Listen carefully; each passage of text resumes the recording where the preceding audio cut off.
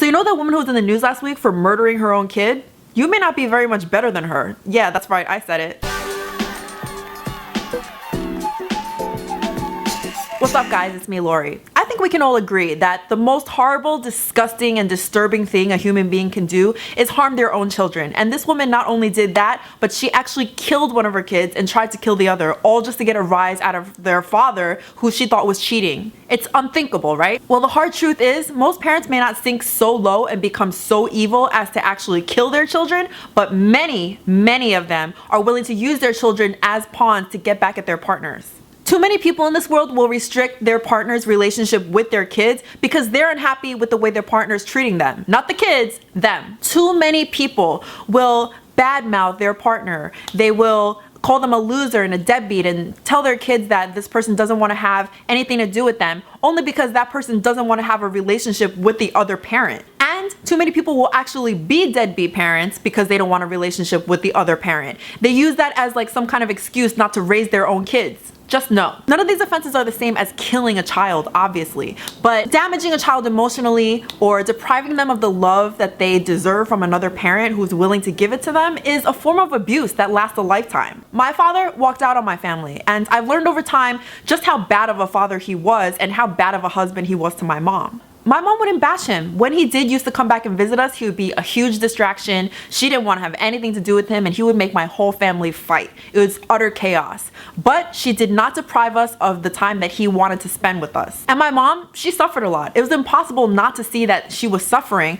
but she didn't actually show us how much she was suffering because she was putting us first. She reminded us every day that not only did she love us, but he loved us too, even after he stopped coming around. She even went as far as allowing my paternal grandparents, like my father's parents, stay in our lives because she knew that we were sort of short on adult authority figures and she wanted us to grow up without lacking for anything. And so, sure, I'm probably biased, but I think she did an amazing job. And in light of this monstrous, extreme form of a person being jealous and unhappy in their relationship and projecting it onto their children and taking it onto their children, I have a few things to say. First of all, yes, I know you can't always control who you're gonna have children with, and you definitely can never control how you think you're gonna feel about a person for the rest of your life. So please, people, be careful who you have sex with. And if you do end up in a situation where you have to be the primary caretaker of children that you have with somebody else and that person doesn't want to be a part of their lives, understand that they are your responsibility. It doesn't matter if you don't like it or if it's unfair. Those are your kids and you need to grow the fuck up.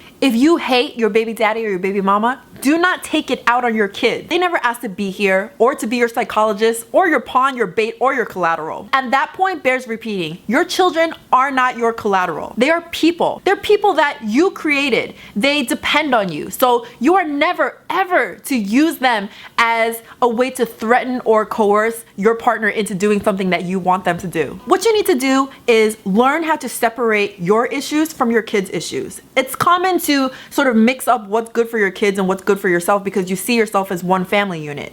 And by some stretch of logic, I could see how you might think that, that justifies you depriving them of love from the other parent because that parent isn't doing, paying their share of the bills or whatever. But you're wrong. Of course, the other parent should help you and give you child support. But if they don't, that's your problem, not your kid's problem. Until they're 18, they're dependent on you. And yeah, if you don't have child support, it makes that a lot harder. But again, ultimately, that's something that your partner did to you, not to your kids. You deal with that separately. If your kids take your side because they don't like the way your partner treated you, maybe they cheated on you or something, so be it. That's your kid's right. But do not campaign for that. Young minds are impressionable, and you could be convincing them to shun the other parent for selfish reasons. And what you don't want is to have your kids grow up and become adults and then feel regret over not having a relationship with their parent and deciding for themselves whether they like that parent or not. Relationships typically don't break down for simple black and white issues, so the kids should be able to judge for themselves, see both sides,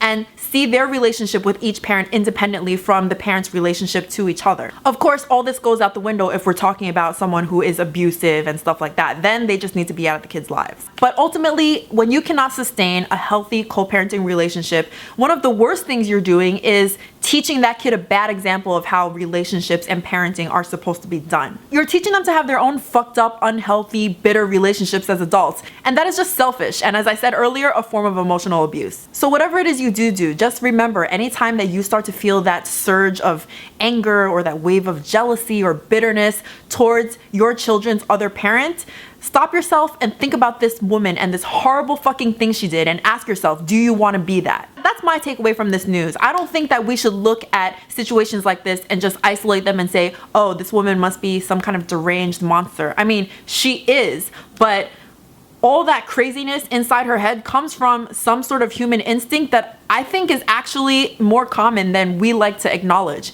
And it doesn't really help for us to be like, you know, we're not like that at all, when everywhere you look, you see people who, you know, are maybe not doing it on purpose, but dragging their kids into their marital problems, into their relationship problems, and I just can't get with that. Let me know what you guys think in the comments below, and I'll see you in the next video. Bye.